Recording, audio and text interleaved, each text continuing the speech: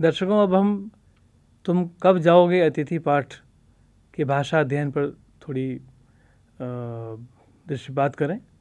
इसका भाषा अध्ययन पे थोड़ी सी चर्चा करते हैं। इसमें कुछ नए शब्द आए हैं। निश्चित तौर पे बच्चों, आपने भी उसको कहीं न कहीं लिखा होगा या अंडरलाइन रेखांकित कर दिया होगा। आगमन, जिसका अर्थ होता है आना। किसी का दिल्ली से बम्बई में आगमन हुआ, अर्थात कोई दिल्ली से बम्बई में आया। निसंकोच, अर्थात संकोच रहित, बिना संकोच के। अपने माता पिता से आपको अपनी बातें निसंकोच कह देनी चाहिए। नम्रता शब्द है। नम्रता अर्थात नत होने का भाव, स्वभाव में नरमी का होना। वाक्य हम बना सकते हैं, आप भी बना सकते हैं। शिक्षक के समक्ष छात्र या छात्राओं को नम्रता प्रदर्शित करनी चाहिए। अगला शब्द है सतत, अर्थात निरंतर या लगातार। विद्यार्थियों को अच्छे से अच्छे परिणाम लाने के लिए, अच्छे से अच्छे नागरिक बनने के लिए सतत प्रयास करते रहना चाहिए। इस प्रकार से इसको हम कर सकते हैं। और भी बहुत सारे वाक्य बना सकते हैं। आतिथ्य अर्थात आवभगत या मेहमान नवाजी। जैसा कि इस पाठ में देखा गया है, लेखक ने आतिथ्य किया उसका जो अतिथि आया था। तो अतिथि का जो आतिथ्य करता है, अर्थात उसकी आवभगत करता है, उसकी मेहमान नवाजी करता है, उस संदर्भ में आतिथ्य शब्द का प्रयोग हुआ था। एस्ट्रोनॉट्स, जैसा कि मैंने चर्चा के दौरान बताया भी, यहाँ पर अंतरिक्ष यात्री से इसका मतलब था अंतरिक्ष यात्री जो चंद्रमा पे गए थे, उस यात्री के बारे में चर्चा कर रहे थे। आपने भी पढ़ा होगा कि संभवतः जुलाई 1969 में जो पहले 3 अंतरिक्ष यात्री गए थे चंद्रमा पर, उनका संदर्भ आया था इसमें। एक अंग्रेजी शब्द है जिसका अर्थ वो होता है जो अंतरिक्ष में जाता है। अंतरंग अर्थात घनिष्ठ, गहरा। उदाहरण के तौर पे हम कह सकते हैं इस्माइल गोपाल का अंतरंग मित्र है। आशंका अर्थात किसी बात का भय, डर, खतरा। इस समय हर व्यक्ति को इस बात की आशंका है कि कहीं वह कोरोना से न पीड़ित हो जाए, है कि नहीं। इस प्रकार से अब दूसरे वाक्य भी बना सकते हैं। मेहमान नवाजी अर्थात अतिथि सत्कार, इसका वाक्य आप बना सकते हैं। छोर अर्थात किनारा या सीमा। कहते हैं ना, रस्सियों के 2 छोर, एक इधर का छोर, एक उधर का छोर। या नदियों के 2 छोर। इस प्रकार से कुछ और शब्द देखते हैं। भावभीनी अर्थात प्रेम से ओत प्रोत। जब विद्यालय में कक्षा 12वीं के या कक्षा 10वीं के, जहाँ तक भी विद्यालय है, वहाँ के छात्र छात्राएँ मार्च के महीने में वहाँ से जाते हैं, तो पूरा विद्यालय उनको एक भावभीनी विदाई देता है। इस प्रकार से इसका व्यवहार किया जा सकता है। अगला शब्द है आघात अर्थात चोट या प्रहार। लेखक ने कहा है ना इसमें, यह आघात मेरे लिए अप्रत्याशित था। एक शब्द और आ गया, अप्रत्याशित अर्थात आकस्मिक, अनसोचा, जिसके बारे में नहीं सोचा गया था। इसका भी आप प्रयोग कर सकते हैं। मार्मिक अर्थात मर्मस्पर्शी। इस पाठ में लेखक ने अतिथि जो आता है, यदि उसके अंदर अतिथि का वह गुण न हो कि कुछ समय रुक के चला जाए, तो किस तरह की पीड़ा से जो मेज़बान है, किस तरह की पीड़ा से गुजरता है, उसका बड़ा एक अच्छा मार्मिक चित्रण किया है। आप समझ गए होंगे मार्मिक अर्थ का शब्द का अर्थ और कुछ इस प्रकार के और वाक्य बना के इसका आप अभ्यास कर सकते हैं। अगला शब्द है सामीप्य। सामीप्य अर्थात निकटता या समीपता। अगला शब्द है औपचारिक, दिखावटी या रस्मी। बहुत सी बातें होती हैं जो औपचारिक होती हैं, बहुत सारी बातें होती हैं जो औपचारिक होती हैं क्योंकि उसमें दिखावटीपन ज़्यादा है या रस्म के रूप में हो रहा है। जैसे कि औपचारिक बातचीत और अंतरंग बातचीत, इसमें जो फ़र्क होता है उससे आप समझ सकते हैं औपचारिक बातचीत का अर्थ क्या है। औपचारिक शब्द का अर्थ दिखावटी है, रस्मी है। इसका वाक्य में प्रयोग कीजिए। निर्मूल अर्थात मूल रहित, बिना जड़ का। कई बार कुछ बातें होती हैं जो निर्मूल होती हैं, जिनको हम अफवाहें कहते हैं, है कि नहीं। इसका प्रयोग भी आप कर सकते हैं। मोहन ने फकीर से कहा, आपकी बातें निर्मूल हैं, आपके आरोप निर्मूल हैं, अर्थात मूल रहित है, बेसलेस कहते हैं जिसको हम अंग्रेजी में। कुछ और वाक्य बनाइए आप। कोनलों अर्थात कोनों से। अगला शब्द है सौहार्द, मैत्री या हृदय की सरलता। ये शब्द कुछ थे, कुछ और शब्द लेते हैं। जैसे शब्द है रूपांतरित। जैसा कि इसके पढ़ने में, पाठन से ही स्पष्ट हो रहा है, रूप अंतरित, जिसका रूप या आकार बदल दिया गया हो। लेखक ने कहा है ना कि हमारे संबंधों में, हमारी भावनाओं में जिस तरह का रूपांतरण हुआ, भावनाएं संक्रमण के दौर से गुजरी, इसका अर्थ बहुत स्पष्ट हो जाता है। आप इसका प्रयोग कीजिए, वाक्य बनाइए, प्रयोग कीजिए। अगला शब्द है ऊष्मा। बहुत ही नया ज़रूर है किंतु बहुत सरल शब्द है, अर्थात गर्मी, तपन, तपिश। ठीक है। अगला शब्द है संक्रमण। संक्रमण अर्थात एक स्थिति से दूसरी स्थिति में जाना, उसको हम बोलते हैं, या एक अवस्था से दूसरी अवस्था में जाना, उसको बोलते हैं संक्रमण। आजकल कोरोना की बातचीत चल रही है कि संभवतः कोरोना अभी संक्रमण के दौर से गुजर रहा है, अर्थात एक व्यक्ति से दूसरे व्यक्ति, दूसरे व्यक्ति से तीसरे व्यक्ति, तीसरे व्यक्ति से चौथे व्यक्ति, समाज में फैल रहा है। इसको हम बोलें संक्रमण हो रहा है। गुंजायमान अर्थात गूंजता हुआ। ठीक है, ये कुछ शब्द थे। अब हम कुछ मुहावरे लेते हैं जिसका लेखक ने बड़ा अच्छा प्रयोग किया है। मिट्टी खोदना अर्थात अहित कर देना।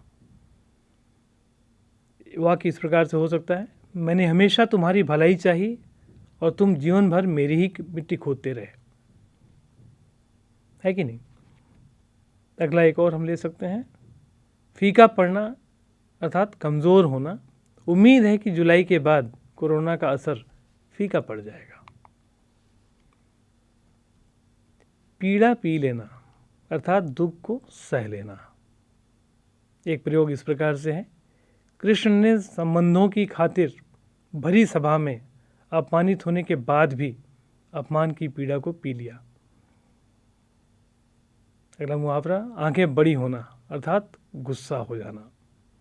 समय पर काम नहीं होने से मैनेजर की आंखें बड़ी हो गई, अर्थात कोई गुस्सा हो जाए तो बोलते हैं आंखें बड़ी हो गई। कुछ पर्याय शब्द, चांद, इसके बहुत सारे पर्याय शब्द हो सकते हैं। कुछ यहाँ आपके सामने हैं, कुछ आप भी खोजने की, कम से कम इतने ही और खोजने का प्रयास कीजिए आप। चांद को हम शशि कहते हैं, राकेश कहते हैं, चंद्रमा तो कहते ही हैं।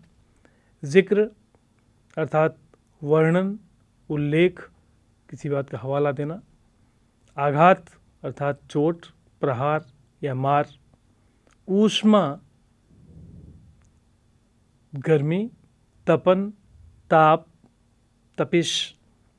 अंतरंग घनिष्ठ या अंदरूनी या आंतरिक, आप कम से कम 3 और पर्याय शब्द आप खोजिए। ये कुछ आपके भाषा अध्ययन के में अभ्यास के लिए आपको कुछ प्रश्न दिए गए थे, आपकी पुस्तक में है ये। हम तुम्हें स्टेशन तक छोड़ने जाएंगे, इसका एक नकारात्मक वाक्य बनाना है। बच्चों, नकारात्मक वाक्य आपके लिए नया नहीं है। हम इसका एक नकारात्मक वाक्य बनाते हैं। हम तुम्हें स्टेशन तक छोड़ने जाएंगे, इसका नकारात्मक वाक्य बनाना होगा तो हम बोलेंगे हम तुम्हें स्टेशन तक छोड़ने नहीं जाएंगे। ठीक है ना। अगला है किसी लॉन्ड्री पर दे देते हैं, जल्दी धुल जाएंगे। प्रश्नवाचक वाक्य। किसी लॉन्ड्री पर दे देने से क्या जल्दी धुल जाएंगे? और भी कई तरह से प्रश्नवाचक, इस वाक्य को प्रश्नवाचक बनाया जा सकता है। सत्कार की ऊष्मा समाप्त हो रही थी, इसको भविष्यत काल में कहना है। सत्कार की ऊष्मा समाप्त हो जाएगी। अगला एक वाक्य है इनके कपड़े देने हैं, स्थान सूचक प्रश्नवाची, अर्थात प्रश्न भी रहेगा लेकिन स्थान भी होना चाहिए। स्थान के बारे में ही प्रश्न होना चाहिए। इनके कपड़े देने हैं, कई प्रकार से कह सकते हैं। क्या इनके कपड़े देने हैं, ये भी कह सकते हैं। इनके कपड़े कहाँ देने हैं, इनके कपड़े क्यों देने हैं, और भी कई प्रकार से इसका प्रयास कर सकते हैं। एक वाक्य है कब तक टिकेंगे ये, इसको नकारात्मक बनाना है। कब तक टिकेंगे ये, आप प्रयास कीजिए। कई प्रकार से हो सकता है, कुछ प्रयास आप करें। कुछ ऐसे कथन हैं जिनको मैंने यहाँ पे लिया है। अंदर ही अंदर कहीं मेरा बटुआ कांप गया, अर्थात लेखक को कहीं न कहीं बोध हुआ कि उस अतिथि के यहाँ पर रहने से उसके बटुए पर एक अतिरिक्त बोझ पड़ने वाला है, जिस बोझ को उसका बटुआ बर्दाश्त नहीं कर पाएगा, है कि नहीं। एक और वाक्य है अतिथि सदैव देवता नहीं होता, वह मानव और थोड़े अंशों में राक्षस भी हो सकता है। बहुत अच्छा कथन है ये, इस पे आप प्रयास कीजिए। लोग दूसरे के होम की स्वीटनेस को काटने न दौड़ें, अर्थात क्या है, दूसरे के घर में जो सुख शांति है उसको भंग न करें, कुछ इस तरह का आशय है इसमें। मेरी सहनशीलता की वह अंतिम सुबह होगी, अर्थात सहनशीलता की सारी सीमाएं पहले ही पार कर चुका है लेखक। मेरी सहनशीलता की वह अंतिम सुबह होगी, अर्थात उसके बाद मैं सहनशील नहीं रहूँगा। एक और है एक देवता और एक मनुष्य अधिक देर साथ नहीं रहते। ये तो खैर सत्य है, फिर भी एक देवता और एक मनुष्य अधिक देर साथ नहीं रहते। यहाँ पे इस कथन का अर्थ क्या था? चूँकि अतिथि को देवता कहा गया है और जो आतिथ्य दे रहा है, मेहमान नवाजी कर रहा है, लेखक ने उसको मनुष्य कहा है, तो कहा है कि देवता तो वही अच्छे होते हैं जो दर्शन दे करके चले जाएं। कुछ प्रश्न हैं अभ्यास के लिए, ये आपको करने हैं। सत्कार की ऊष्मा समाप्त होने पर क्या हुआ? आप पूरे निबंध को पढ़िए, वहाँ पर स्पष्ट रूप से आपको मिल जाएगा। लेकिन मेरा ये सुझाव है उसको पढ़ने के बाद आप अपनी भाषा में इसे लिखने का प्रयास करें। अगला है लेखक अतिथि को कैसी विदाई देना चाहता था। एक शब्द में तो जो निबंध में लिखा है भावभीनी विदाई देना चाहता था, लेकिन मैं चाहता हूँ आप इसको विस्तार से लिखें। इन प्रश्नों का उत्तर आप थोड़ा विस्तार से लिखें। कौन सा आघात अप्रत्याशित था और उसका लेखक पर क्या प्रभाव पड़ा। इसी प्रकार संबंधों का संक्रमण के दौर से गुजरना, इस पंक्ति से आप क्या समझते हैं, विस्तार से बताइए। मैं थोड़ा सा आपको इशारा कर देता हूँ। संबंधों का संक्रमण के दौर से गुजरना, इस पंक्ति से क्या समझते हैं, कौन से संबंध। यहाँ पर जो एक अतिथि के आने से एक उत्साह था मेज़बान के मन में, उसके परिवार में। उन्होंने पुरानी बातें की, काफ़ी गपशप की, हंसी ठहाका किया, पुराने समय की बातें की, हर चीज़ों पे चर्चा की, हर क्षेत्र से चर्चा की, हर क्षेत्र को उन्होंने कहीं न कहीं स्पर्श किया। इतने अच्छे संबंधों से वहाँ तक पहुँचना कि लेखक एक पुस्तक पढ़ रहा है और अतिथि जो है वो एक तरफ बैठ के फिल्मी पत्रिका पढ़ रहा है। मतलब कितनी उदासीनता आ गई है दोनों के बीच में। इस संबंध के इस दौर के गुजरने को हम बोलते हैं संबंधों का संक्रमण। ठीक है। अंत में बच्चों, आपके सामने मैंने एक फोटोग्राफ रखी है शरद जोशी जी की, और इनकी रचनाओं पर शंकर दयाल शर्मा जी ने एक कमेंट लिखा था, वो भी आपके सामने रखा है। और जब भी हम कोई पाठ पढ़ें उसके लेखक के बारे में जानने का प्रयास करें और कम से कम कुछ रचनाएं और पढ़ें हम। उससे क्या होता है, हमारा अध्ययन का जो क्षेत्र है वो विस्तारित होगा, हमारी भाषा में परिमार्जन होगा, हमारी भाषा काफ़ी धनी हो जाएगी, एक रिचनेस आएगी भाषा में हमारे, और हम लिखने के बहुत सारे प्रयोग भी कर पाएंगे। मुझे आशा है यह पाठ आप लोगों को पसंद आया होगा। आप लोगों ने इस पाठ का पूरा रसास्वादन किया होगा। बार बार पढ़ें, शरद जोशी की और भी रचनाएं पढ़ें, और मैं चाहूँगा कि आप लोग भी लिखने के अपने प्रयास को जारी रखें। आने वाले टाइम में, आने वाले समय में बहुत से अच्छे व्यंग्यकार, अच्छे उपन्यासकार, नाटककार आप लोगों में होंगे। आशा है आप लोगों की पीढ़ी भी बहुत अच्छे साहित्यकार को जन्म देगी। तब तक के लिए धन्यवाद। धन्यवाद बच्चों।